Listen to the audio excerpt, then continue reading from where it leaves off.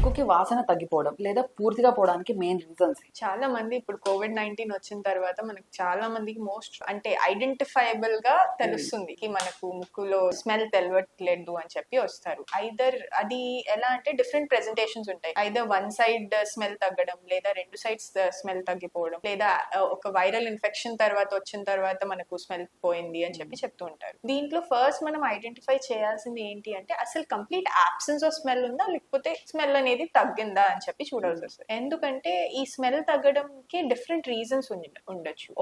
One of the reasons is infections. ఇప్పుడు ముక్కులో allergies ఉన్న వాళ్ళకి, లేకపోతే సైనసైటిస్ ఉన్న వాళ్ళకి, లేకపోతే ముక్కులో పాలిప్స్ అని ఏర్పడతాయి అలాంటి ప్రాబ్లమ్స్ ఉన్న వాళ్ళకి, అండ్ ముక్కులో స్ట్రక్చరల్ అబ్స్ట్రక్షన్స్ అంటే ఈ మధ్యలో బోన్ ఉంటుంది, దాని డీవియేషన్ వల్ల కూడా మనకు స్మెల్ సెన్సేషన్ నర్వ్స్ ఏదైతే ఉంటాయో మన నోస్ లో అక్కడి వరకు మన ఎయిర్ ఫ్లో వెళ్ళకపోవడం వల్ల స్మెల్ ఇబ్బంది అవ్వచ్చు అనమాట. సో ఇలాంటి కేసెస్ లో identifying the original problem is important. ఒకవేళ మీకు స్ట్రక్చరల్ అబ్స్ట్రక్షన్ వల్లనే you're not able to smell అంటే దాని ప్రకారంగా స్ట్రక్చరల్ అబ్నార్మాలిటీని కరెక్ట్ చేసి మనం స్మెల్ కి ట్రీట్మెంట్ ఇవ్వచ్చు అనమాట. అదే మనము ఇన్ కేస్ ఆ స్మెల్ డిస్టర్బెన్స్ వైరల్ ఇన్ఫెక్షన్ అంటే పోస్ట్ వైరల్ ఇన్ఫెక్షన్ కానీ ఇన్ఫ్లుయెన్జా కానీ వచ్చిందంటే that will take some time, అంటే వీక్స్ అయినా మంత్స్ అయినా పట్టొచ్చు రికవరీ కోసం. సో కోవిడ్-19 తర్వాత ఈ లాస్ ఆఫ్ స్మెల్ అనేది ఎక్కువగా అబ్జర్వ్ చేస్తున్నాం.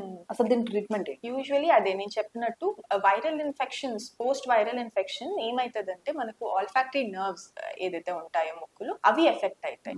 అవి మన ఆల్ఫాక్టరీ నర్వ్ సెన్సేషన్స్ ఏదైతే వెళ్తాయో అవి ఆల్ఫాక్టరీ బల్బ్ అని మన బ్రెయిన్ రీజన్ లో ఉంటుంది, అక్కడి వరకు ట్రాన్స్మిట్ అవ్వాలి. సో ఈ వైరల్ ఇన్ఫెక్షన్స్ వల్ల ఆ రిసెప్టర్ లో వెళ్ళే సిగ్నల్స్ అనేది ఎఫెక్ట్ అవుతుంది అనమాట. సో యూజువల్లీ కొంతమందికి కొన్ని మంత్స్ అయినా ఇయర్స్ టైంలో అయినా it usually comes back in case it is temporary loss. అంటే ఒకవేళ వాళ్ళకి అలా రావట్లేదు అంటే ఒక 6 months తర్వాత కూడా రావట్లేదు అంటే ఈ మధ్య పిఆర్పి ఇంజెక్షన్స్ అని చెప్పి కూడా వచ్చాయన్నమాట. అంటే మనం ఆ స్మెల్ రీజన్ ఆల్ఫాక్టరీ రీజన్ ఏదైతే ఉందో ఆ ఏరియాలో మనం పిఆర్పి అంటే పేషెంట్స్ ఓన్ ప్లాస్మా అనేది ఇంజెక్ట్ చేస్తే పాసిబిలిటీ ఆఫ్ స్మెల్ రికవరీ ఉంటుందన్నమాట.